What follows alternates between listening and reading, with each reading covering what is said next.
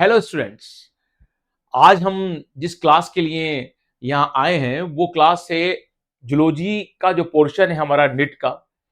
उस निट के जूलॉजी वाले पोर्शन की हम तैयारी कैसे करें और किन स्टूडेंट्स के लिए तैयारी है जिनका टारगेट निट 2025 ये उसके आगे आने वाले निट 26 27 28 जो भी आने वाले निट हैं उनको टारगेट लेके चल रहे हैं। इसका दूसरा मतलब ये हो गया कि अगर हमने क्लास 10 पास आउट कर ली है, हम 11th में हैं या हम 12th में हैं या हम 12th पास आउट हैं और हमारा टारगेट नीट का एग्जाम है, तो उसकी जूलॉजी वाले पोर्शन की तैयारी कैसे करें ताकि 45 क्वेश्चन जो जूलॉजी पोर्शन से आते हैं वो हमारे सब सही जाएं और हमें कम एफर्ट्स में ज्यादा से ज्यादा सीखने को मिल जाए।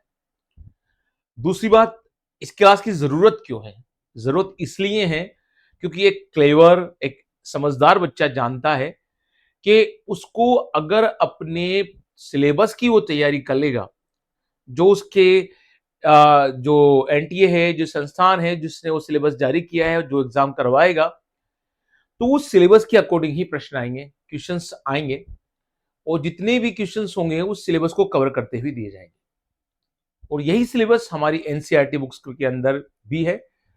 लेकिन अगर इसको एक बार देख लेते हैं, तो डिस्कशन कर लेते हैं, तो हमारी तैयारी के लिए आसान होगा। दूसरी बात, आपको क्या करना है कि या तो आपके पास सिलेबस का प्रिंट आउट होगा, हार्ड कॉपी होगी, या नहीं है तो आराम से आप नेट से उसको डाउनलोड कर लें सॉफ्ट कॉपी को, और जब मैं बतलाऊं तो उन पॉइंट्स को आप अंडरलाइन करते जाएं। अब आप सॉफ्ट कॉपी को तो कर नहीं पाएंगे, हार्ड कॉपी को आप जरूर कर सकते हैं या अपनी नोटबुक में इसको लिखते जाए, क्योंकि अगर आप स्क्रीनशॉट लेंगे, ले सकते हैं आप स्क्रीनशॉट, लेकिन स्क्रीनशॉट से इतना मजा नहीं आएगा। तो आज की क्लास में हमको क्या करना है, जैसा कि थंबनेल में शो हो रहा है और जिन पॉइंट्स को हम बतला रहे हैं कि निट 2025 का टारगेट हमारा स्टार्टिंग में यह है, क्योंकि इस साल उसी को लेकर हम तैयारी कर रहे हैं, आने वाले निट्स के लिए भी जरूरी है। ग्रिपिंग स्ट्रेटजीज को देखेंगे हम, कैसे जूलॉजी पे कमांड बनाए, और कंप्लीट रोड मैप उसका हम लोग डिस्कस करेंगे। ठीक है, हमारी जो टैगलाइन है, बस ये करें सरलता से सफलता की ओर। आप ये जूलॉजी की ग्रिपिंग की ये क्लास को देख लेंगे तो इजी गोइंग में आप अपनी जूलॉजी के पोर्शन को कवर कर सकेंगे। तो अब फटाफट हम क्लास को स्टार्ट करते हैं और उन की पॉइंट्स को देखते हैं जो हमारे जूलॉजी पोर्शन से निट के सिलेबस को कवर करते हैं। तो जूलॉजी की जो निट पोर्शन है 2025 का, या आने वाले निट में कोई बच्चा एग्जाम देख रहा है इस वीडियो को 26 में देख रहा है, 27 में देख रहा है, कभी भी आने वाले निट एग्जाम के लिए देख रहा है, तो भी उसके लिए ये लेक्चर बेनिफिशियल होने वाला है। अब क्लासिफिकेशन हमारे सिलेबस की सबसे पहली यूनिट है। ठीक है, इसमें जो पोर्शन है, ठीक है, वो किस तरह से उसकी तैयारी करनी है। इससे पहले अगर आपने क्लास देख रहे हैं और आपने मेरी बॉटनी की ग्रिपिंग की क्लास नहीं देखी है, तो मैंने बॉटनी के दो पार्ट दिए, पार्ट 1 और पार्ट 2, और उसमें भी बताया है कि कैसे बॉटनी के सिलेबस को निट के अकॉर्डिंग कवर करना है हम लोगों को। अब हम ये तीसरी क्लास ले रहे हैं जहां ओनली जूलॉजी की पोर्शन को देख रहे हैं कि उसकी 45 क्वेश्चन की तैयारी कैसे करनी है। तो यहां हमारे सिलेबस में क्लासिफिकेशन आएगा और क्लासिफिकेशन वाले पोर्शन में नॉन कोडेटा टू कोडेटा की स्टडी होगी। नॉन कोडेटा में अप टू फाइला की स्टडी करनी है विद एग्जांपल, ऐसे कोडेटा की अप टू क्लास स्टडी करनी है विद एग्जांपल। अभी हम सिलेबस को देखेंगे तो और इसको हम एक्सप्लेन कर सकेंगे कि हमको स्टडी कहां से कितनी करनी है। लेकिन एक आइडिया हम लोगों को मालूम है कि ये जो स्टडी हम लोगों की होगी, इस स्टडी में हम लोगों को क्या बात ध्यान रखनी है। इस स्टडी में हमको बात ध्यान रखनी है कि जो ये क्लास है, इसमें हम पोरिफेरा से स्टार्ट करेंगे, देन सिलेंट्रेटा, प्लेटीहेल्मिन्थेस, एस्केलेंथी, इसके बीच में निमेटोडा हम लोगों का आएगा।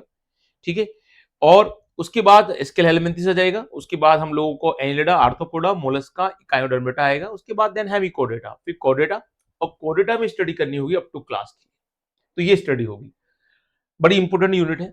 अभी और डिस्कस करेंगे, जब हम सिलेबस को लेंगे तो बात करेंगे। और स्ट्रक्चरल ऑर्गेनाइजेशन हमारा सेकंड पार्ट है जो जूलॉजी की पोर्शन में, और यहां पर हम लोगों को एनिमल टिश्यूज की स्टडी करनी होगी।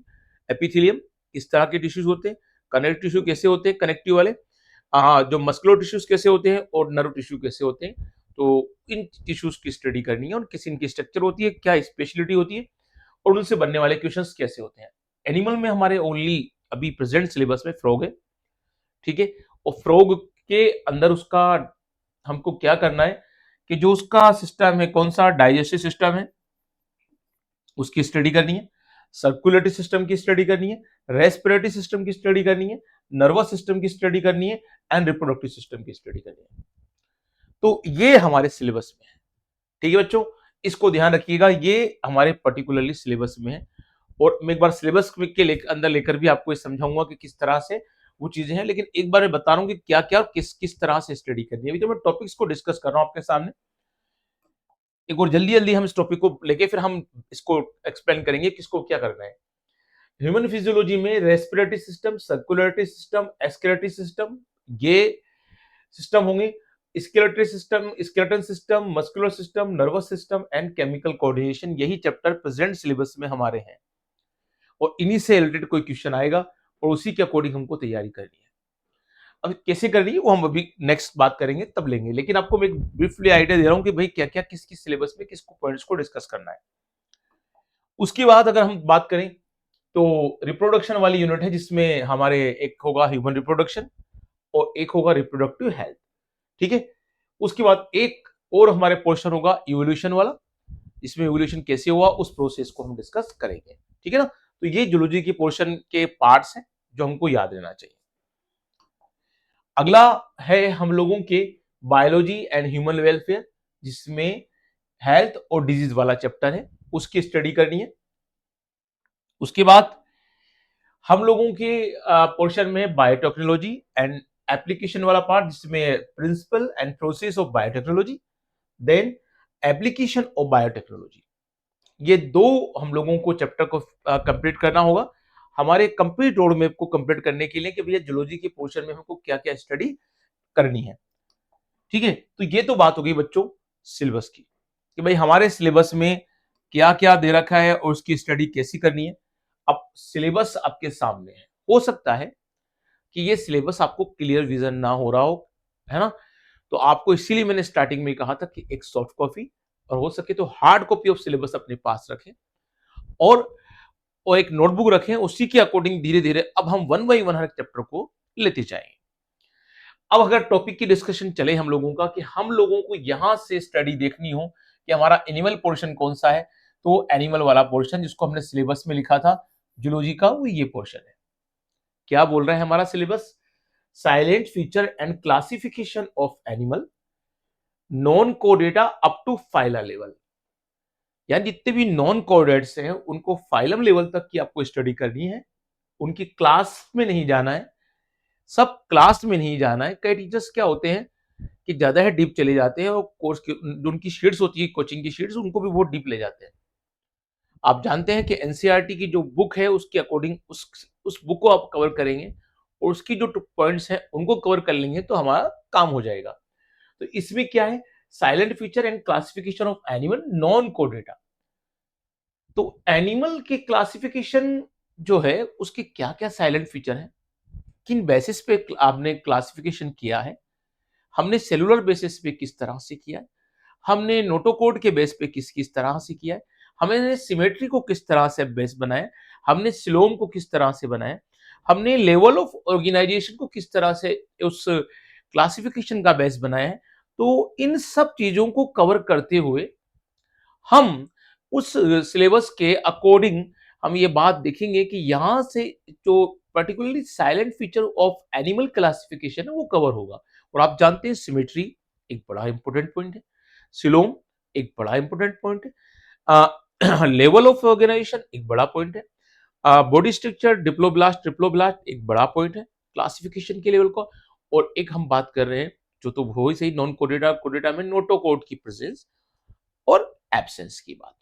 तो इन पॉइंट्स को हमको कवर करना होगा। उसके बाद नॉन कोड डेटा में जो पोरीफेरा है, जो सिलेंट्रेटा है, जो एस्केल हेलमिंथेस है, जो प्लेटी हेलमिंथेस है, एनेलिडा है, आर्थ्रोपोडा है, मोलस्का है, इकाइनोडर्मेटा है, इन सब के मेन मेन कैरेक्टर स्टडीज को याद रखना है। जैसे पोरीफेरा है, पोरस बॉडी है, ये हमको याद रहना चाहिए। पोरस बॉडी होने के साथ क्या ओस्टिया है और क्या ओस्कुलम है, कौन पानी को अंदर ले जाने कौन पानी को बाहर ले जाने, इनका जो केनाल सिस्टम है वो किस तरह से काम करता है, एस्कोन क्या है, साइकोन क्या है, ल्यूकोन क्या है, ये हमको याद रहना चाहिए, है ना। क्या कोइनोसाइट्स है, किस तरह से कोइनोसाइट्स काम करती है, बीच के अंदर बॉडी के अंदर जो बॉडी कैविटी है वो किस तरह की बॉडी कैविटी है। जैसे हम सिलेंट्रेटा में आ गए, सिलेंट्रोन नाम की कैविटी है। ऊपर की तरफ क्या है, ऊपर की तरफ क्या है, निडोब्लास्ट है। किस तरह से काम करती है, हाइड्रा किस में आता है एग्जांपल, पोरीफेरा में कौन से एग्जांपल आते हैं, स्पंज किस में आते हैं। ऐसे कई पॉइंट्स को हमको डिस्कस करना होगा। और उसके बाद ऐसे ही सिलेंट्रेटा के बाद एस्केहेलमिन्थेस, प्लेटिहेलमिन्थेस, है ना, कौन राउंड वर्म होते हैं, कौन फ्लैट वर्म होते हैं, है ना, एनिलिडा कैसे होते हैं, कौन कौन से एनिलिडा है, जो किस में आ रहा है, अर्थवर्म किस में आ रहा है, उनके एग्जांपल्स क्या क्या गए हैं। ये बहुत बढ़िया पोर्शन है। पहले जब हम पढ़ाते थे 2004 का बैच, 5 का बैच, 7 का बैच, तो ये एक बहुत बड़ी शीट्स होती थी। उस शीट को हम डिस्कस करते थे, बहुत लंबा हुआ करता था। कई बार अप टू क्लास तक जाना पड़ता था, सब क्लास तक हम लोगों को वहां के एग्जाम्पल देना पड़ता था। तो अब इतना नहीं है। अब तो हम लोगों की जो एनसीईआरटी है और उसमें जो एग्जाम्पल्स दे रखे उन्हें कवर करना है और समझ के करना है, रट्टा नहीं मानना है। कई टीचर्स इसमें बोलते थे कि आरएमआर कर लो, रट्टा मार लो रट्टा, लेकिन नहीं नहीं, हम एक कंसेप्चुअल चलेंगे और अपने आप एग्जाम्पल्स को भी याद करते हो जाएंगे। ध्यान रखना फाइलम लेवल तक का ही काम है। हमको फाइलम फाइलम की स्टडी करनी है। कौन कौन से फाइलम, पोरीफेरा टू इकायोडर्मेटा। उसके बाद कोर्डेटा की स्टडी करनी है, जिनके बीच में आता है हेमिकोर्डेटा। हेमिकोर्डेटा को भी सेम तरीके से याद करना है। अब आते हैं कोर्डेटा। कोर्डेटा का क्लासिफिकेशन बहुत खास है कि किस तरह से सिफोलोकोर्डेट होते हैं, किस तरह से हेमिकोर्डेट होते हैं, किस तरह से यूरोकोर्डेट होते हैं, किस तरह से यूकोर्डेट होते हैं। ठीक है, पेलीमेक्सोन्स क्या है, ठीक है। ऐसे कई क्लासिफिकेशन, नेथोस्ट्रोमेटा क्या है, अनेथोस्ट्रोमेटा क्या है, किनमें जोज होते हैं, किनमें जोज नहीं होते हैं। ठीक है, कौन किस तरह से साइक्लोस्ट्रोमेटा होते हैं, और साइक्लोस्ट्रोमेटा जितने भी हैं उन साइक्लोस्ट्रोमेटा का एग्जाम्पल क्या है ना। तो साइक्लोस्ट्रोमेटा का माउथ कैसा होता है, इनमें जोज होती कि नहीं होते। टेटापोडा क्या होते हैं, टेटापोडा के अंदर कौन कौन सी सुपर क्लासेस आती है, पीसी सुपर क्लास पीसीज और टेटापोडा जो है उन पीसीज की क्लासेस कैसी हैं। तो ये सारी चीजों को हमको डिस्कस करना होगा और इन क्लासिफिकेशन को देखना होगा। देन उसके बाद हम लोगों के इस क्लासिफिकेशन में क्या है, 3 to 5 silent feature and at least 2 examples, यानी हमको सबके 2 एग्जांपल्स और उनके मेन साइलेंट फीचर जो मेन कैरेक्टरिस्टिक्स हैं वो हमको याद रहना चाहिए। इट मींस या हमको पीसीज, एम्फीबिया, रेप्टिलिया, एविस और मैमेलिया के बारे में बोल रहा है कि इस तरह से इस पॉइंट्स को कवर करते जाएं।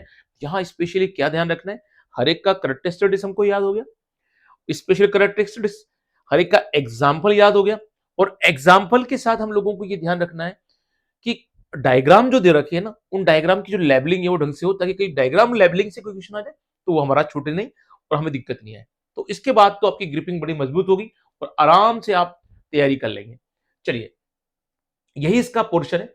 उसके बाद आता है अगला, स्ट्रक्चर ऑर्गेनाइजेशन एनिमल्स। प्लांट से फिलहाल हमें कोई मतलब नहीं है, क्योंकि हम बोटनी वाले पोर्शन को डिस्कस नहीं कर रहे हैं, हम जूलॉजी वाले पोर्शन को डिस्कस कर रहे हैं। इसमें हमारे लिए जूलॉजी का पोर्शन है एनिमल टिश्यूज। और एनिमल टिश्यूज किसकी हम बात कर रहे थे, morphology, anatomy and function of different system. इसमें digestive, circulatory, respiratory, nervous and reproductive system of an insect. अब इंसेक्ट लिख के ब्रैकेट में उसने फ्रॉग कर दिया, यानी ऐसा नहीं समझना कि और जो कोई दूसरी की स्टडी करनी है। यहां ओनली ब्रीफ अकाउंट स्टडी करनी है, और किसकी स्टडी करनी है, इन सिस्टम को लेकर, फ्रॉग की। तो बड़ी आसान हो गई, कॉकरोच नहीं पढ़ना है ना, अर्थवॉर्म अब नहीं लेना है, अब ओनली फ्रॉग की बात करनी है, उनके सारे सिस्टम की स्टडी करनी है। ठीक है, पहले तो एनिमल टिश्यूज को हम स्टडी करेंगे, जिसमें मैंने बतला चुका हूं स्टार्टिंग में, epithelium, then connective tissues, then muscular tissues, और उसके बाद नर्वस टिश्यूज। इनके सबके डिफरेंस मालूम होना चाहिए, क्या नर्व सेल होती हैं, क्या नर्वस टिश्यूज होते हैं, इनका नंबर्स क्या होता है, किस तरह से जो एक्सोन वाला पार्ट होता है वो किस तरह से होता है। तो ऐसे हर पर्टिकुलर पार्ट में एपिथेलियम जो होते हैं, एपिथेलियम किस टाइप्स के होते हैं, सिंपल एपिथेलियम क्या होते हैं, स्ट्रेटिफाइड्स क्या होते हैं। ठीक है, ऐसे ही जो हमारे कनेक्टिव टिश्यूज हैं वो क्या है, इस तरह टेंड्रिल क्या है। ठीक है, टेंड्रिल किस तरह से काम करते हैं, कौन किसके पार्ट को जोड़ता है, अर्थवॉर्म सॉरी जो लिक्विड जो अपना ब्लड होता है वो कौन सा कनेक्टिव टिश्यू होता है। ऐसे ही हम लोगों की जो मसल्स होती हैं उसमें स्टेरॉइड मसल्स क्या होती हैं, नॉन स्टेरॉइड मसल्स क्या होती हैं, कार्डियक मसल किस तरह होती हैं, कौन वॉलंटरी होती हैं, कौन नॉन वॉलंटरी होती हैं, यानी ऐच्छिक अनैच्छिक कौन सी कैटेगरी की होती हैं। तो वो सब हमको मालूम होना चाहिए इसमें। तो इसके बाद हम लोगों को फ्रॉग पे आना है और फ्रॉग के इन सिस्टम को डील करना है, जिसमें मेन डाइजेस्टिव है, सर्कुलेटरी है, देन रेस्पिरेटरी है, नर्वस है एंड रिप्रोडक्टिव है। ठीक है? तो ये अगर हमको याद रहेंगे तो बहुत इंपॉर्टेंट बात है, और आराम से इजी गोइंग में एक ही एनिमल को कवर करना है, जो आसानी से हम कवर करेंगे। तो एक अच्छी यूनिट है, आसान यूनिट है, और आराम से आपको लंबे टाइम तक याद भी रह जाएगी। तो जूलॉजी के इस पोर्शन में हम लोगों को स्पेशली किन चीजों पर ध्यान देना है, वो आपको मैंने बतला दिया। चलिए अगले पर आते हैं हम लोग पोर्शन पे।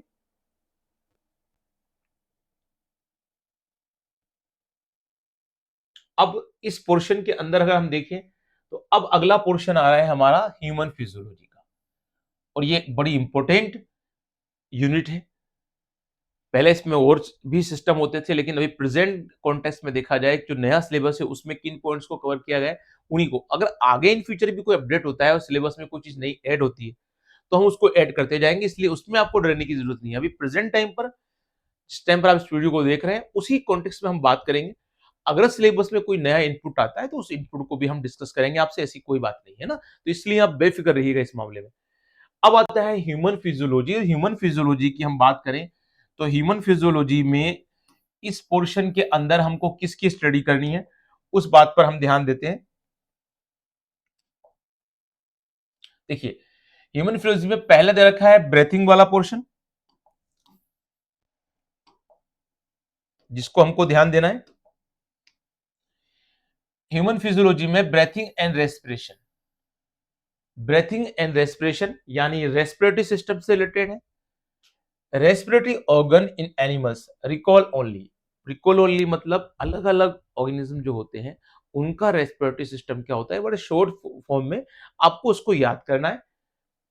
रेस्पिरेटरी सिस्टम इन ह्यूमंस, अब ह्यूमन का जो रेस्पिरेटरी सिस्टम होता है, उस ह्यूमन के रेस्पिरेटरी सिस्टम में किन बातों का ध्यान रखना है, mechanism of breathing in regulation in human, exchange of the gases, कि किस तरह से ब्रीथिंग का प्रोसेस होता है, और किस तरह से इंस्पिरेशन एक्सपिरेशन होता है, किस तरह से हमारे लंग्स, हमारी रेडियल मसल्स किस तरह से काम आती हैं, और किस तरह से हमारा डायफ्राम की चेंजेस होता है, किस तरह से इंटरकोस्टल मसल्स काम आती हैं, कैसे रिब्स की पोजीशन चेंज होती है, तो वो सब चीज इसमें हमको पढ़ना है।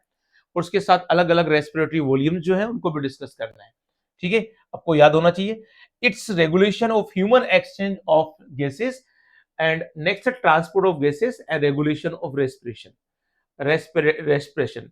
तो इसमें ट्रांसपोर्ट ऑफ गैस किस तरह होता है, कैसे गैसेस जो होता है, जो ऑक्सीजन हमारी बॉडी में आती है, कैसे वो ऑक्सीजन हमारे लंग्स में पहुंचती है, लंग्स की जो एल्यूलाई से होती है ब्लड में जाती है, देन ब्लड से होती हुई वो हमारी सेल्स में जाती है, जहां सेलुलर रेस्पिरेशन होता है, जो ग्लाइकोलाइसिस, क्रेब्स साइकिल और ईटीएस की फॉर्म में होता है। देन किसी CO2 बनती है, और वो CO2 रिलीज होकर वापस हमारे ब्लड से हमारी सेल्स में आती है, और सेल्स से ब्लड से होती हुई, सेल्स से होती हुई हमारे ब्लड में, ब्लड से होती हुई हमारे लंग से पहुंचती है, और लंग से किस तरह से उसको बाहर एक्सेल किया जाता है। इस पूरे प्रोसेस को ध्यान रखना है, ये गैसेस एक्सचेंजेस में आ जाएगा।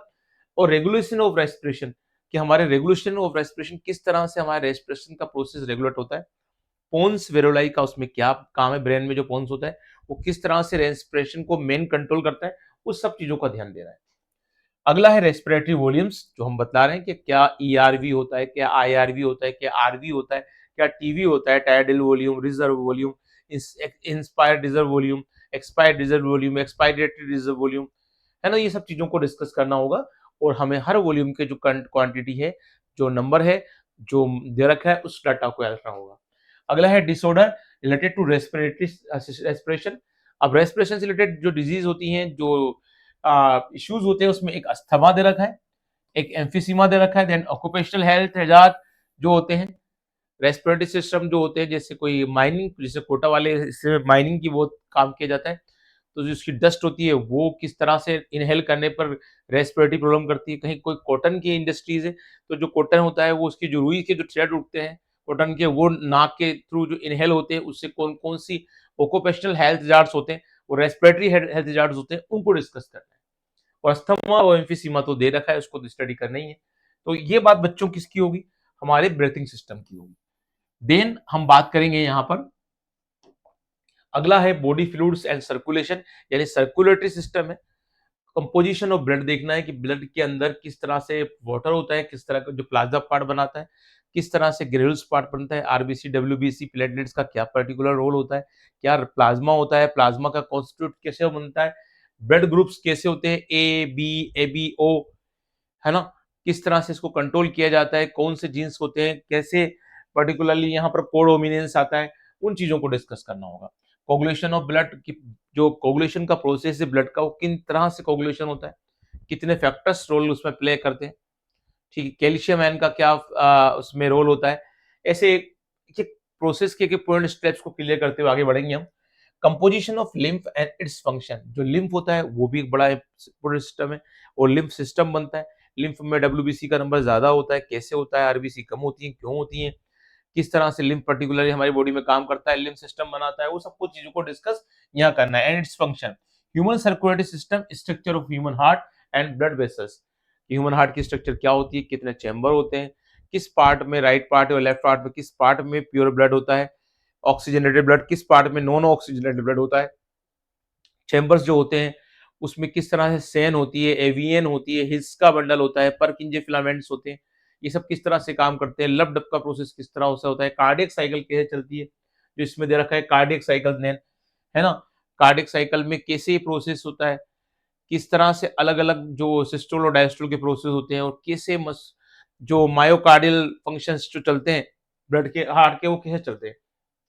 इस कार्डियक साइकिल के पूरे प्रोसेस को ध्यान रखना है कि 0.8 सेकंड में कैसे प्रोसेस हो जाता है, जहाँ एट्रिया और सिस्टोल जो होते हैं, एट्रिया और वेंट्रिकल, वो किस तरह से सिस्टोल और डायस्टोल की प्रोसेस में मस्कुलर फॉर्म में काम करते हैं।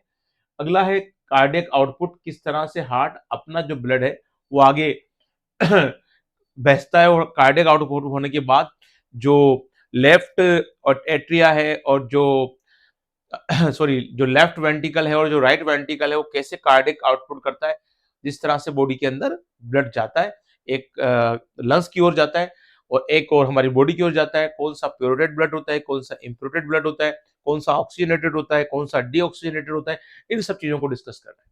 ओके बच्चों, अगली बात है डिसऑर्डर ऑफ सर्कुलेटरी सिस्टम। एक और चीज ध्यान देंगे हम इसमें, ईसीजी, ईसीजी का प्रोसेस, ईसीजी कैसे की जाती है, कहाँ कितने जो लीड्स होती है उनको लगाया जाता है, लीड्स का नंबर क्या होता है, ईसीजी में जो पीक्यूआरएस आता है, वो पीक्यूआरएस का मतलब क्या है, कहाँ पर कौन सा प्रोसेस हो रहा है, एट्रियल सिस्टोल कब हो रहा है, एट्रियल डायस्टोल कब हो रहा है, वेंट्रिकल सिस्टोल कब हो रहा है, वेंट्रिकल डायस्टोल कब हो रहा है, ये सब चीजों को ध्यान देना होगा। डबल सर्कुलेशन सिस्टम कैसे काम करता है, कैसे हार्ट से टू टाइम्स जो ब्लड गुजरता है, पास होता है, वो कैसे पास होता है, कहाँ प्योर इम्प्योर ब्लड की कंडीशन है, उसको चीज को डिस्कस करना होगा। Regulation of cardiac activities, regulation of cardiac activities की जो हमारी कार्डियक एक्टिविटीज है उस पर किस तरह से रेगुलेशन होता है, उस रेगुलेशन प्रोसेस को डिस्कस करना है।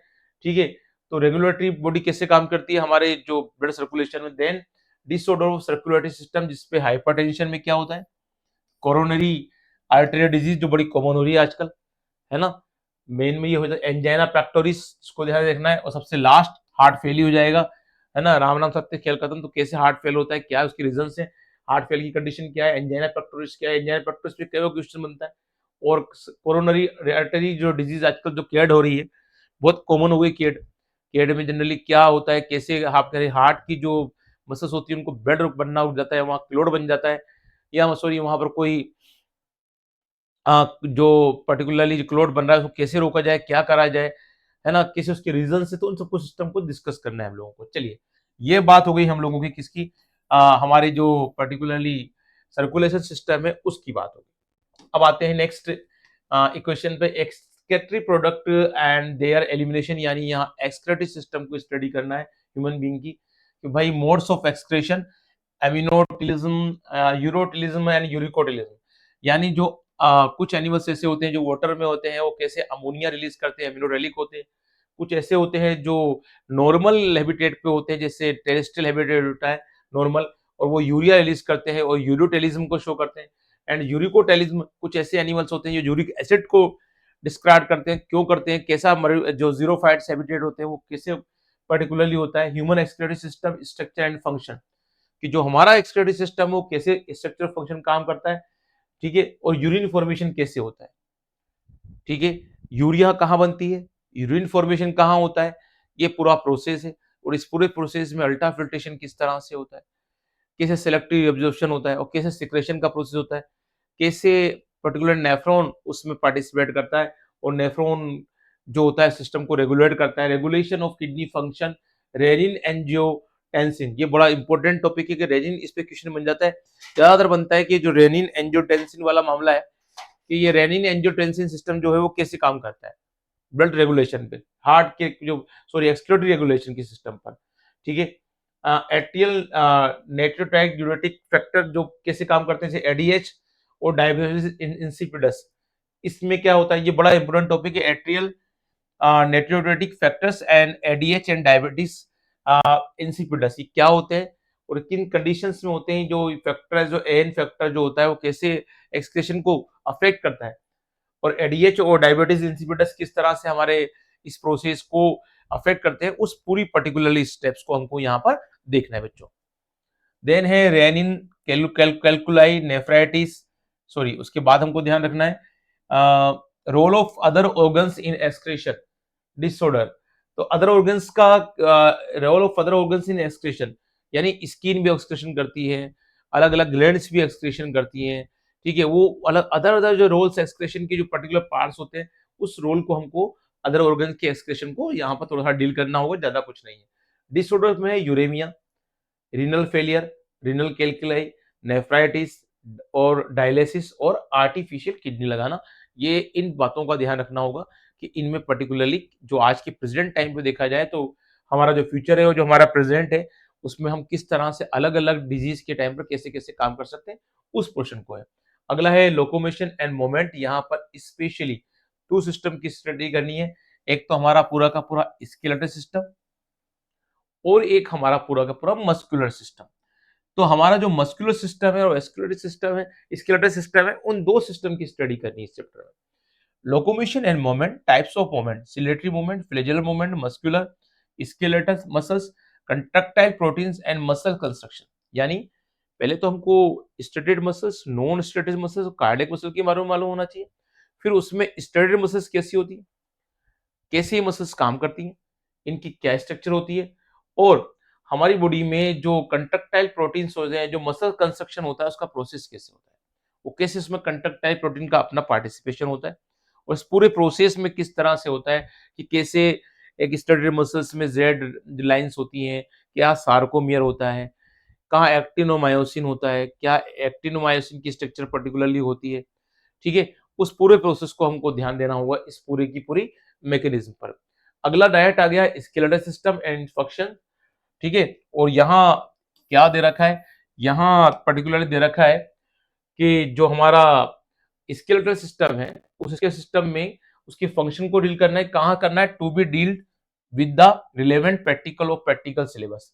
यानी यहाँ स्केलेटल सिस्टम में हमें प्रैक्टिकल सिलेबस को भी करना है, और हमारी जो सेंट्रल सिस्टम होता है और जो एक्सिस सिस्टम कहलाता है, वो जो पेरिफेरल कहलाता है, उस सिस्टम को देखना है।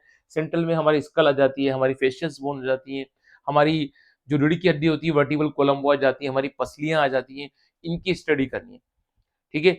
और जो हमारा पेरिफेरल सिस्टम है, इसमें हमारे अपेंडेजेस आ जाते हैं, फोर अपेंडेजेस, हैंड अपेंडेजेस, उनकी कंडीशंस, ठीक है, ये वगैरह वगैरह की स्टडी करनी है, ठीक है। एक्सिस में हमको गडल की भी स्टडी करनी होती है, पेल्विक गडल क्या होती है, पेक्टोरल गडल क्या होती है, इनको देखना है, ठीक है। तो यहाँ तक की स्टडी हमारी इनमें होगी। उसके बाद फिर कौन कौन से जॉइंट्स होते हैं, हमारी जो बोन्स होती हैं वो जॉइंट्स कैसे बनाती हैं, एलेक्सोडियल जॉइंट्स कैसा होता है, हिंज जॉइंट्स कैसा होता है, ठीक है, इन जॉइंट्स में कौन कौन से जॉइंट्स किस किस तरह के होते हैं, उनकी मूवमेंट्स कैसी होती है।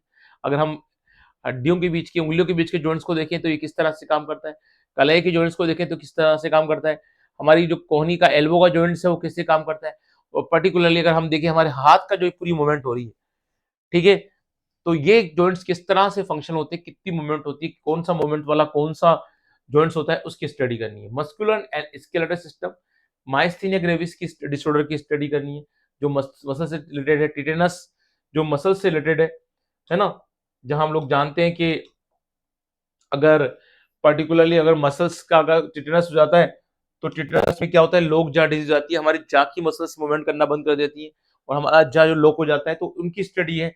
मस्कुलर डिस्ट्रोफी है, आर्थराइटिस है जो हड्डियों की बीमारी है, स्केलेटल सिस्टम की बीमारी है, ऑस्टियोपोरोसिस है और गाउट है।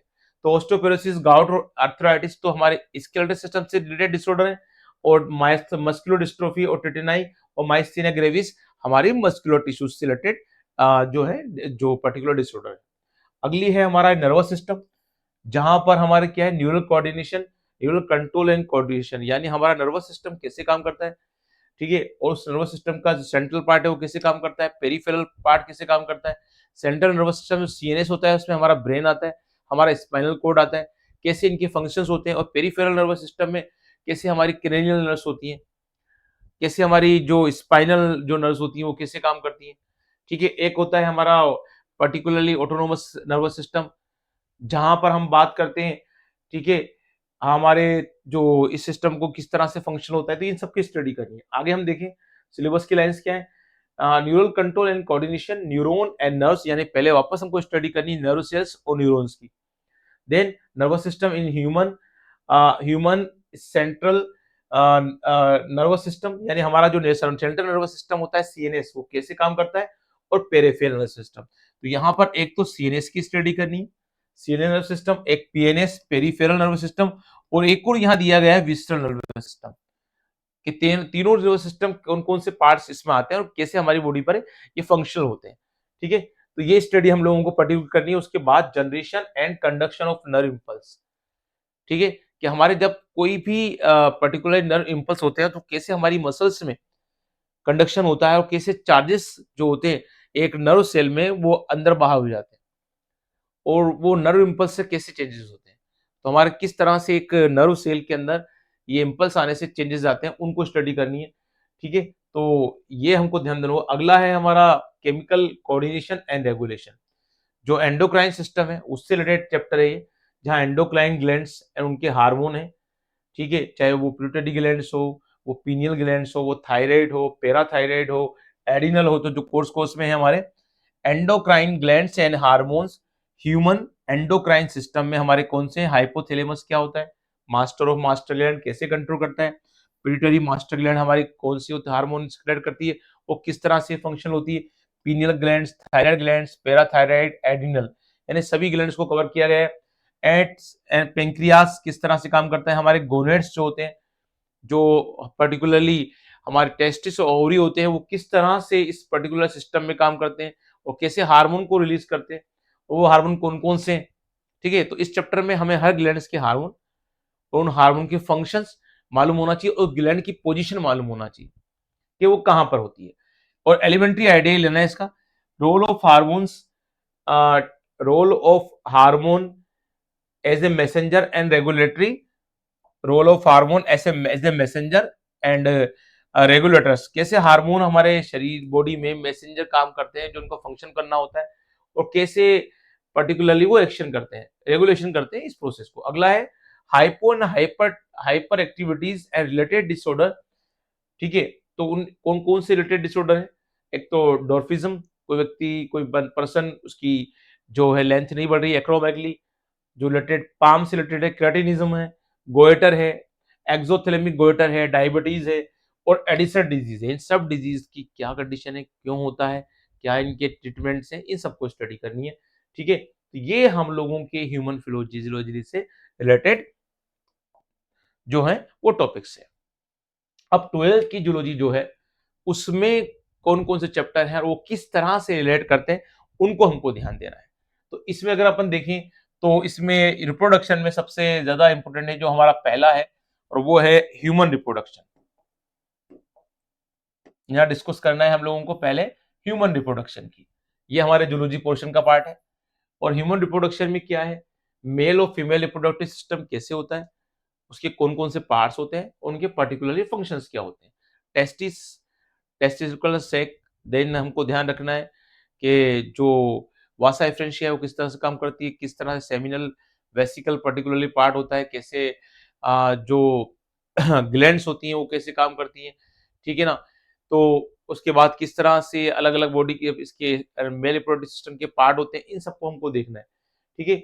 उसके बाद फीमेल रिप्रोडक्टिव सिस्टम कैसे होता है, किस तरह से ओवरी होती है, किस तरह से यूटेरस होता है, किस तरह से पर्टिकुलरली ओविडक्ट्स होती है, फैलोपियन ट्यूब, ठीक है।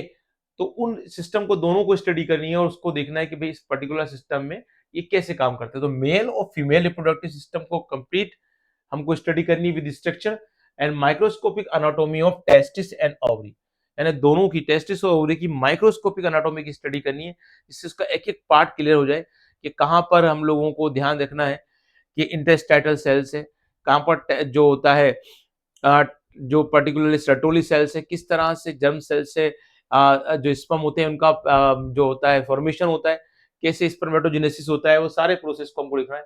गेमेटोजेनेसिस है, ऐसे ओवरी की स्टडी करनी कि ओवरी में किस तरह से अलग-अलग तरह की जो ग्रेन्यूल्स होती हैं, जो अलग-अलग ओव्यूल्स होती हैं या अलग-अलग जो फॉलिकल्स होते हैं, वो कैसे होते हैं, ग्रेफिन फॉलिकल्स क्या होता है, सेकेंडरी फॉलिकल्स होता है, प्राइमरी फॉलिकल्स क्या होता है, कार्पस ल्यूटेम क्या होता है, कार्पस एल्बिस्केंस क्या होता है, इनसे कौन-कौन से हार्मोन सीक्रेट होते हैं।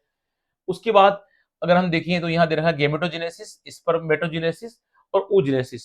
तो स्पर्म का फॉर्मेशन कैसे होता है, ओवम का फॉर्मेशन कैसे होता है, इस प्रोसेस को यहाँ डील करना है। मेंस्ट्रुएशन साइकिल जो होती है, उसकी कितने स्टेप्स होती हैं, कैसे होती है, क्या कंडीशन होती है, कैसे हार्मोनिक कंट्रोल होता है, ठीक है? अलग-अलग 4 फेजेस कौन-कौन सी हैं उसकी, ठीक है? किस दिन ओव्यूलेशन होता है, प्री ओव्यूलेशन फेज़ क्या होती है, पोस्ट ओव्यूलेशन फेज़ क्या होती है, ठीक है? तो इन पॉइंट्स को इसमें से हमें कवर करना होगा। उसके बाद प्लेसेंटल फॉर्मेशन, देन फर्टिलाइजेशन पहले एक पूरा चैप्टर होता था, अब फर्टिलाइजेशन में थोड़ी-सी लाइन होती है। फर्टिलाइजेशन क्या होता है, किस टाइप्स का होता है, मोरुला कैसे बन जाता है, ब्लास्टुला कैसे बन जाता है, गैस्ट्रुला कैसे बन जाता है, एम्ब्रियो फॉर्मेशन किस तरह से होता है, एम्ब्रियो डेवलपमेंट का जो प्रोसेस है, कैसे ब्लास्टिस्ट बनती है और कैसे इम्प्लीमेंटेशन का प्रोसेस हो जाता है, ठीक है? प्रेगनेंसी एंड प्लेसेंटल फॉर्मेशन कैसे होता है, इसमें एलिमेंट्री आइडिया देना है और पार्चुरेशन का प्रोसेस का भी एलिमेंट्री आइडिया और लैक्टेशन के प्रोसेस का भी एलिमेंट्री आइडिया। तो सबकी थोड़ी-थोड़ी एलिमेंट्री आइडिया है। एक तो प्रेगनेंसी और प्लेसेंटल फॉर्मेशन, देन पर्चुरेशन का प्रोसेस है और एक लैक्टिज्म का प्रोसेस है। तो ये जो लेडी प्रेग्नेंट होती है उसके साथ होने वाली जो प्रोसेस है, उन प्रोसेस को आपको यहाँ डील करना है और बड़ा इंटरेस्टिंग चैप्टर है, ठीक है? बड़ा इंटरेस्टिंग चैप्टर है, जल्दी याद होता है, लंबे टाइम तक याद रहता है। तो आपको कहीं भी किसी भी स्टेप्स में दिक्कत नहीं आने वाली है, बड़ा मज़ा भी आने वाला है।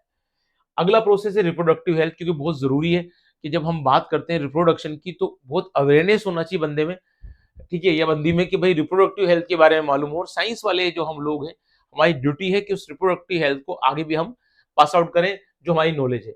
Need for reproductive health and prevention of sexually transmitted disease, जो सेक्सुअल ट्रांसमिटेड डिजीज होती हैं, उनसे प्रोटेक्शन के लिए हमें क्या करना चाहिए, कैसे हम एसटीडी को कंट्रोल कर सकते हैं, उन प्रोसेस को दिया गया है, ठीक है ना। गोनेरिया, सिफिलिस, इन सब की बात करेंगे। AIDS, birth control, needs and method, कौन कौन से प्रोसेस हैं, कौन कौन से ऐसे टेक्नोलॉजी है जिससे हम बर्थ कंट्रोल कर सकते हैं और उनके मेथड कौन कौन से हैं। Contraception and medical termination of pregnancy, MTP कब जरूरत पड़ती है, कब करवाते हैं एमटीपी को, एमटीपी की क्या प्रोसेस होता है, उन सब पर्टिकुलर स्टेप्स को ध्यान रखना है। और अभी जो आपसे मैंने कहा कि बर्थ कंट्रोल के जो मेथड्स हैं वो कॉपर्टी, लिपेस, लूप, ठीक है ना, किस तरह से काम करते हैं, उन पर्टिकुलर उन पॉइंट्स को ध्यान रखना है जो अलग-अलग जो बर्थ कंट्रोल के लिए दिए जाते हैं।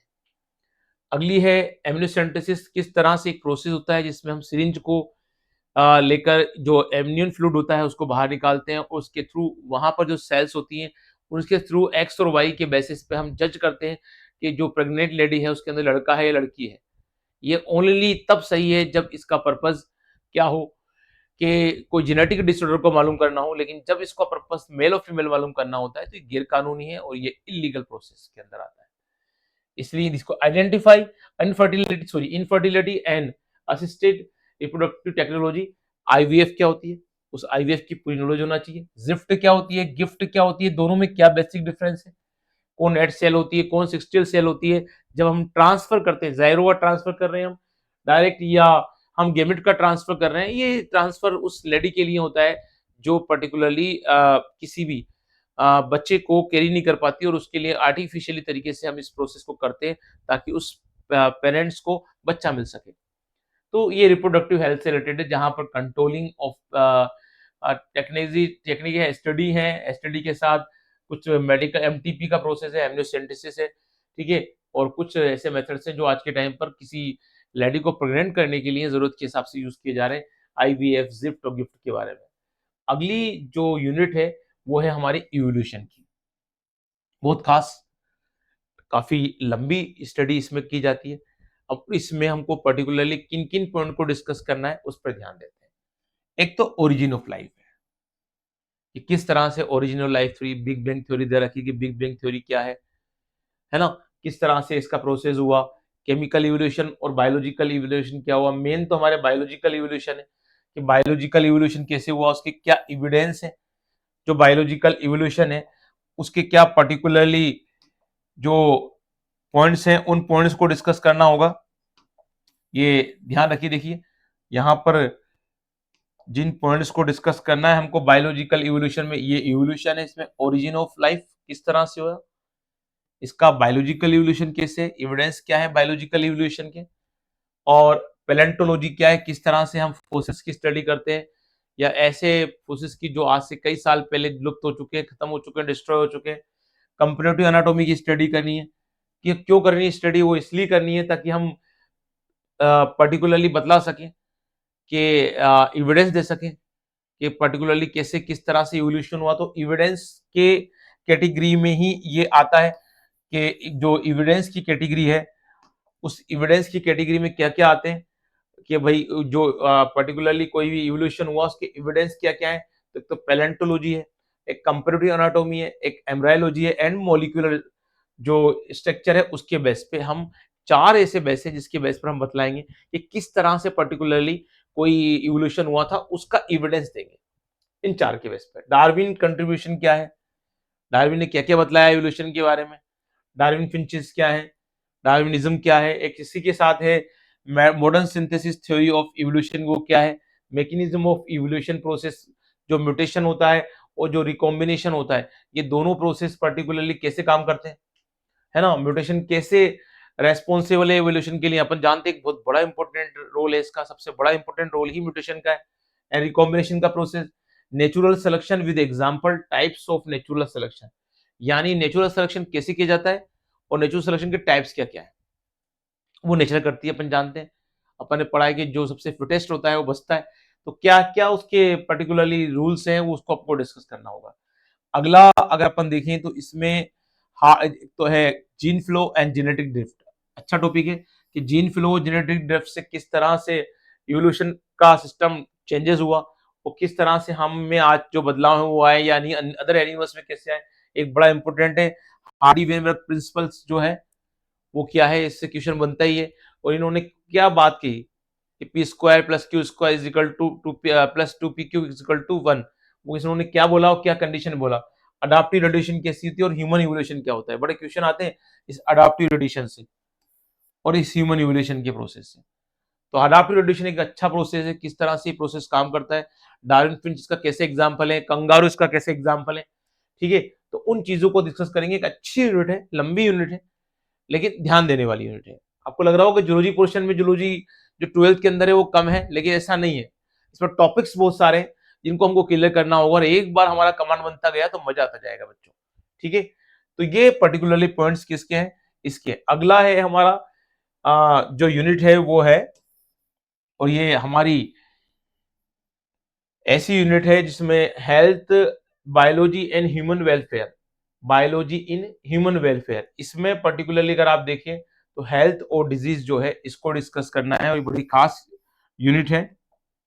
Health and disease, pathogens, parasite causing human disease, malaria, filariasis and ascariasis. पहले तो हमको ध्यान रखना है किसी भी डिजीज के कौन से पैथोजेंस हैं और कौन से कॉजिंग एजेंट पैरासाइट हैं। उसके बाद हमको ध्यान देना है कि जो ह्यूमन डिजीज है मलेरिया वो कैसे होती है, फाइलेरिया कैसे होती है, एक्सकेलेसिस कैसे होती है। तीन डिजीज तो सीधी सीधी है जहां इनकी पूरी नॉलेज लेनी है।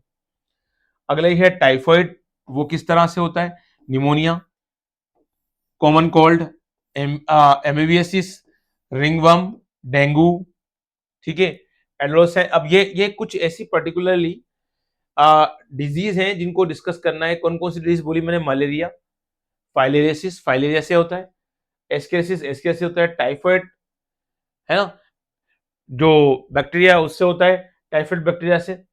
क्या नाम होता है टाइफाइड वाले बैक्टीरिया का, निमोनिया, हीमोफिलस इन्फ्लुएंजा से होता है ना। कॉमन कोल्ड क्या होती है, अमीबियासिस जो एंटामीबा हिस्टोलाइटिका है, अमीबा हिस्टोलाइटिका, उससे रिंगवर्म का कैसे होती है, एस्केरियासिस कैसे होती है, इनको डिस्कस करना है। अब इसके बाद इस यूनिट में क्या है, और भी ह्यूमन हेल्थ एंड डिजीज में अच्छे अच्छे पॉइंट्स हैं। बेसिक कंसेप्ट ऑफ इम्यूनोलॉजी, बहुत खास टॉपिक है कि इम्यूनोलॉजी क्या होता है, इम्यूनोलॉजी से रिलेटेड क्या क्या होती हैं सेल्स, ठीक है।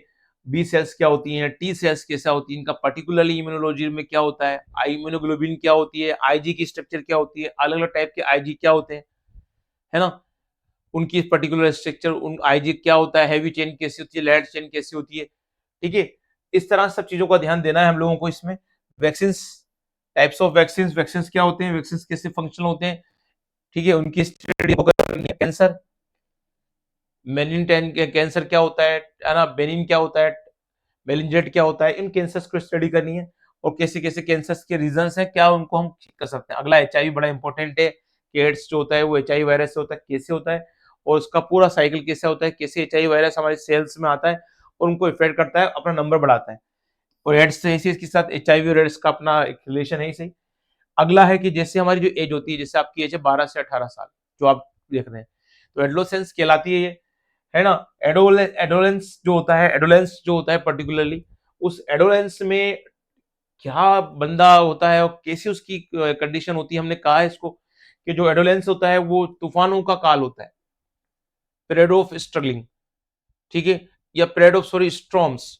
तो हमारे बॉडी में कई चेंजेस आते हैं, हमारे सोच में कई चेंजेस आते हैं, कई प्रेस्टिज पॉइंट को हम लेते हैं, तो उनमें हम लोग जल्दी से किसी को देखकर सीख जाते हैं। आप देखना, जैसे हम कोटा जाते हैं, तो मैं कोटा रहता हूँ, तो मैं देखता हूँ कि वहां जनरली जितनी भी थड़ियां होती हैं वहां लोग सिगरेट फूकते रहते हैं। अब वो अच्छी चीज थोड़ी है यार, क्योंकि आप जानते हैं कई लोग इस चीज को मानते हैं कि अगर आप सिगरेट पियेंगे तो आपका सेहत अच्छी हो जाएगी, तो बहुत गंदी चीज है, इसको तो कभी टच ही नहीं करना चाहिए। लेकिन है, अब गलत शौक लोग बागों को लग जाते हैं, क्योंकि इस एज ही ऐसी है। अगर इस एज में बंदा कंट्रोल कर लेगा तो काफी कंट्रोल हो जाएगा। तो एडोलेसेंस में यही ध्यान देना है कि एडोलेसेंस में क्या कंडीशन होती है। ड्रग्स और अल्कोहल अब्यूज को देखते हैं, टोबिको अब्यूज इसमें देखने को मिलता है। तो तीन बड़ी इश्यूज होते हैं इसमें, इस एज में, एक ड्रग, एक अल्कोहल अब्यूज एंड एक टोबैको अब्यूज। तो इन चीजों से कैसे बच सकता है इस एज का बंदा, जो इस एज ग्रुप में है, जो पर्टिकुलरली इस एडोलेसेंस की जो एज ग्रुप है उसमें कैसे बच सकता है, क्या क्या डिफिकल्टीज होती है, कैसे बचाव किया जाए। और पर्टिकुलरली टोबैको में कौन कौन से एल्कोलॉइड्स होते हैं, अल्कोहल तो है, इसे ड्रग्स में कौन कौन से एल्कोलॉइड्स होते हैं जिनकी वजह से ऐसा होता है, ठीक है। उन पॉइंट्स को कवर करना है बच्चों। और अगली जो स्लाइड है हमारी, वो अगली स्लाइड है हमारी पर्टिकुलरली माइक्रोब्स की, तो हम बॉटनी वाले सिलेबस पर डिस्कस करते हैं, ठीक है। एक हमारी जो यूनिट है ये वाली, तो इसको हम डिस्कस तो कर लेते हैं, बायोटेक्नोलॉजी। इसमें दोनों ही पोर्शन कवर किए जाते हैं, बॉटनी जूलॉजी वाले, लेकिन फिलहाल हम इसको देखते हैं जूलॉजी के पोर्शन में, इसको यहाँ देख लेते हैं। तो हम पर्टिकुलरली यहाँ इसको जूलॉजी की पोर्शन में भी बात कर लेते हैं इसकी, क्योंकि कवर कर लेती है दोनों तरफ से। इसमें क्या ध्यान देते हैं अपन, principle and process of biotechnology, एक बड़ा इंपॉर्टेंट प्रोसेस है कि बायोटेक्नोलॉजी होती क्या है, कैसे टाइप्स की होती है, अलग अलग बायोटेक्नोलॉजी का यूज कैसे करते हैं, ठीक है। और बायोटेक्नोलॉजी का पूरा प्रोसेस कैसे होता है, कैसे कोई भी ऑर्गेनिज्म का टेक्नोलॉजी में यूज करना है, या किसी ऑर्गेनिज्म के किसी पार्ट का टेक्नोलॉजी में यूज करना है। जेनेटिक इंजीनियरिंग क्या होती है, जैसे इंजीनियरिंग में कोई काट छांट या मैनिपुलेशन की जाती है, वैसे हमारे जेनेटिकल जीनोम्स जो होते हैं, उस क्रोमोसोम्स या डीएनए या जीन्स में किस तरह से काट छांट करके इंप्रूवमेंट किया जा सकता है। और उसी के साथ एक टेक्नोलॉजी है, इसका नाम है recombinant DNA technology. Particular recombinant DNA, आप जानते हैं कि किसी डिजायर्ड जीनोम को किसी बैक्टीरियल जीनोम के साथ या प्लाज्मिड के साथ अटैच कर दिया जाता है, जिसे रिकॉम्बिनेंट डीएनए कहते हैं। और उस रिकॉम्बिनेंट डीएनए पर आगे किस तरह से उससे क्लोनिंग करके अपना डिजायर्ड जीनोम का नंबर्स बढ़ाते हैं, ठीक है। और कैसे प्रोसेस किया जाता है, इस पूरा प्रोसेस के बारे में नॉलेज है, काफी इंपॉर्टेंट यूनिट है। जितने इसके की पॉइंट सिलेबस में नहीं है, उतनी ज्यादा अंदर की स्टडी है कि रिकॉम्बिनेंट डीएनए टेक्नोलॉजी की स्टेप्स क्या क्या होती हैं, हर स्टेप्स पे क्वेश्चन बन जाते हैं, ठीक है। तो उन चीज को ध्यान रखना है। और लास्ट हमारे जो जूलॉजी का पोर्शन की पार्ट है, वो है एप्लीकेशन ऑफ बायोटेक्नोलॉजी, कि जो बायोटेक्नोलॉजी है, उस बायोटेक्नोलॉजी की एप्लीकेशन हेल्थ में कहाँ कहाँ है, ठीक है। हेल्थ में हम इसको कहाँ कहाँ यूज कर रहे हैं, एग्रीकल्चर में हम कहाँ कहाँ यूज कर रहे हैं, क्योंकि हर कंट्री जो होती है उसका मेन जो इकोनॉमी बेस्ड होती है वो एग्रीकल्चर पे होती है। तो कैसे हमारी क्रॉप्स को, जैसे हमारी कपास, कॉटन कपास, जिससे हमने बीटी कपास किया है, कि बीटी बैंगन हमने तैयार किए हैं, जो हमारे फ्रूट्स हैं, तो हम कैसे फ्रूट्स, हमारी वेजिटेबल्स, ठीक है ना, हमारी जो क्रॉप्स हैं उनको बचाएं। और हम ऐसी क्रॉप्स या ऐसे वेजिटेबल्स से, ऐसे प्लांट्स तैयार करें जो रेजिस्ट करें किसी डिजीज से, किसी टेम्परेचर से, किसी एक्सट्रीम क्लोड्स जो कोल्ड है उससे। तो उसकी लिए टेक्नोलॉजी है।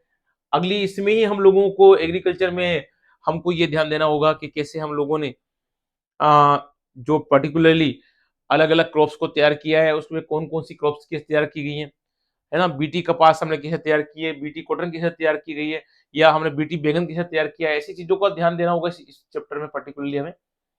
अगला इसमें क्या दे रखा है, बीटी क्रॉप्स, जो बायोटेक्नोलॉजी क्रॉप्स है उनके बारे में, जेनेटिकली मॉडिफाइड ऑर्गेनिज्म, है ना? जीएमओस के बारे में, जो जीएमओस होते हैं वो क्या है?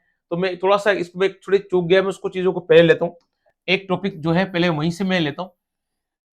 तो बायोटेक्नोलॉजी का यूज़ एक तो हेल्थ में है पर्टिकुलरली, जिसके हमने डिस्कस करा है, और एक एग्रीकल्चर में है। तो 2 यूज़ ही इसके पर्टिकुलरली दे रखे हैं यहाँ पर। एक तो हेल्थ में और एक एग्रीकल्चर में। अब ह्यूमन हेल्थ में इसमें ह्यूमन इंसुलिन, कैसे हमने ह्यूमलिन बनाया है, कैसे सी पेप्टाइड चेन ली है और कैसे उसमें कट लगाकर हम लोगों ने ह्यूमन जो इंसुलिन है ह्यूमलिन बनाया है, जो आज के टाइम पर यूज किया जाता है। इंसुलिन के इंजेक्शन की तरह ये एक अल्टरनेट ऑप्शन मिल गया हम लोगों को। तो किस तरह से इसका यूज कर सकते हैं। अगला वैक्सीन क्या होता है, वैक्सीन तैयार कैसे की जाती है, वैक्सीन का क्या कंसेप्ट या फंडा है, वो हमको क्लियर करना है। जीन थेरेपी, कैसे हम पर्टिकुलरली जीन लेवल पर, मोलिकुलर लेवल पर कोई ट्रीटमेंट देंगे और कैसे हम चाहें उस जीन्स जो हमारे लिए प्लांट्स की बॉडी में जो अच्छा नहीं है, डिजायर्ड नहीं है, जो किसी डिजीज के लिए रेस्पॉन्सिबल, उसको हटाएं और उसकी जगह कोई इंपोर्टेंट जीन जो उसके प्रोडक्शन को बढ़ा दे, उस जीन को इंसर्ट कर दें। और रिकॉम्बिनेंट डीएनए टेक्नोलॉजी का यूज करते हुए हम ये काम करते हैं। कैसे करते हैं इस प्रोसेस को, वो दिया गया है। जीएमओस, किसी भी प्लांट्स और एनिमल में हम डिजायर्ड जीनोम को डालकर जीएमओस बनाते हैं, जेनेटिकली मॉडिफाइड ऑर्गेनिज्म। अगर ये प्लांट्स हैं तो इनको ट्रांसजेनिक प्लांट कहते हैं, और ये अगर एनिमल्स हैं तो ट्रांसजेनिक एनिमल्स कहते हैं। तो इनमें अगर अपन किसी डिजायर्ड जीनोम को ट्रांसफर कर देते हैं और प्लांट बनाते हैं तो वो ट्रांसजेनिक प्लांट, और एनिमल बनाते हैं तो ट्रांसजेनिक एनिमल्स होते हैं, और दोनों जीएमओस भी हैं। ठीक है, इन जीएमओस का क्या जो है हमारे लिए बेनिफिशियल है, उन बेनिफिट्स को हमको ध्यान रखना है। ठीक है, और ट्रांसजेनिक एनिमल, ट्रांसजेनिक प्लांट्स के बारे में हम लोगों को याद रखना है। अगला क्या है, बायोसेफ्टी इश्यूज। जब भी हम कोई प्लांट्स या एनिमल में किसी जीन्स को ट्रांसफर करेंगे तो कई इथिकल इश्यूज आएंगे, कई जो इकोनॉमिकल इश्यूज आएंगे, और कई कमर्शियल इश्यूज आएंगे। तो हमारे जितने भी एनिमल्स या प्लांट्स या उनके प्रोडक्ट हैं, तो उन प्रोडक्ट्स को अगर हमें मार्केट में अब यूज करना है तो उसके लिए हमें क्या करना चाहिए कि कोई हमारे प्रोडक्ट को कोई दूसरा अपने नाम से यूज ना कर ले, तो उसको पेटेंट कराना जरूरी है, रजिस्टर करना जरूरी है। तो उसके लिए बायोपायरेसी और पेटेंट दो टॉपिक दे रखे हैं। अगर कोई हमारे प्रोडक्ट को जो जेनेटिकली मॉडिफाइड है उसे हमारी परमिशन के बिना यूज कर रहा है और उसकी कॉपीज बना रहा है, तो ये बायोपायरेसी। अगर हम पेटेंट करा लेंगे तो वो फिर हमारा उस पर क्या हो जाएगा, मोनोपोली हो जाएगा, और अपने हिसाब से उसका यूज कर सकेंगे। तो बच्चों, इतना कुछ इस जूलॉजी वाले पोर्शन में है, और इस पोर्शन को हमने अलग अलग, अगर आप देखें, हमने अलग अलग पोर्शन में डिस्कस किया है इसको। एक तो क्लासिफिकेशन के पोर्शन में, एक स्ट्रक्चरल ऑर्गेनाइजेशन के पोर्शन में, ठीक है, एक पर्टिकुलरली हमने यूज किया है ह्यूमन फिजियोलॉजी के पोर्शन में, ठीक है, और इसके साथ हमने डिस्कस किया है रिप्रोडक्शन वाले में, जहां ह्यूमन रिप्रोडक्शन और रिप्रोडक्टिव हेल्थ करी है, और एक जो इवोल्यूशन वाले प्रोसेस में, और सबसे लास्ट में हमने डिस्कस किया है, एक सेकंड लास्ट, हमने ह्यूमन हेल्थ और जो डिजीज वाले चैप्टर में अलग अलग डिजीज दे रखी है, और एक लास्ट जो हमने डिस्कस किया है बायोटेक्नोलॉजी वाले चैप्टर में, इन चीजों का ध्यान दिया है। तो उम्मीद है कि थोड़ा सा एक लॉन्ग डिस्कशन गया है, लेकिन इससे हमारे की पॉइंट्स कवर होते हैं कि जो सिलेबस दे रखा है उससे हमें कौन कौन से पॉइंट्स को कैसे कैसे कवर करना है। एक रफ आइडिया इस क्लास से हो जाता है। ऐसा तो नहीं होता है कि इस क्लास से हमारा पूरा ही फायदा मिल जाए, लेकिन इस क्लास से हमको मालूम पड़ जाता है कि पूरे सिलेबस के किन किन पॉइंट्स को कैसे कैसे कवर करना है और किस हद तक कवर करना है। तो ये क्लास मुझे उम्मीद है आपके लिए बेनिफिशियल रही होगी। ठीक है, तो जब नेक्स्ट क्लास में मिलेंगे हम तो किसी नए टॉपिक के साथ मिलेंगे। ठीक है, तो आप इस सिलेबस को अच्छी तरह से तैयार करें, इसकी मेहनत करें। मिलते हैं नेक्स्ट क्लास में। Good day and good bye.